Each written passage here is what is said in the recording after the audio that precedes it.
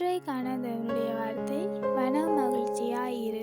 சங்கீதம் 37ஆம் அதிகாரம் 4ஆம் வசனம் சொல்லுது, கர்த்தரிடத்தில் மன மகிழ்ச்சியாயிரு, அவர் உன் இருதயத்தின் வேண்டுதலை உனக்கு அருள் செய்வார்.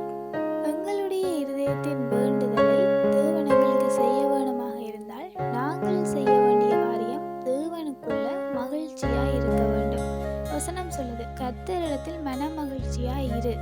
ஆனால் பொதுவாக நாங்கள் எப்பொழுது மகிழ்ச்சியாயிருப்போம் என்றால், எங்களுடைய விண்ணப்பங்களை தேவன் சந்தித்ததன் பிற்பாடு நாங்கள் மகிழ்ச்சியாக இருப்போம். நாங்கள் வைத்த விண்ணப்பங்களுக்கு தேவன் பதில் தந்து விட்டார் என்று நாங்கள் மகிழ்ச்சியாக இருப்போம்.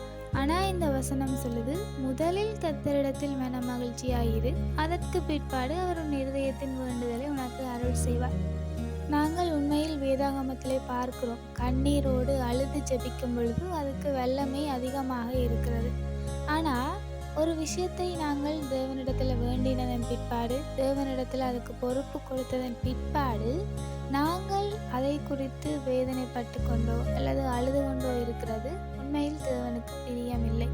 நாங்கள் தேவனிடத்தில் ஒரு காரியத்தை விசுவாசித்து விடுகிறோமாக இருந்தால் அதை தேவன் எங்களுக்கு நிறைவேற்றி தருவார். அது வரைக்கும் நாங்கள் தேவனிடத்தில் மகிழ்ச்சியாக இருக்க வேண்டும்.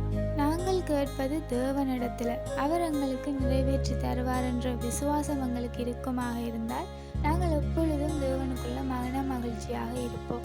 அப்படி மன மகிழ்ச்சியாக இருக்கும் பொழுது எங்களுடைய இருதயத்தின் வேண்டுதலை தேவன் எங்களுக்கு அருள் செய்வார்.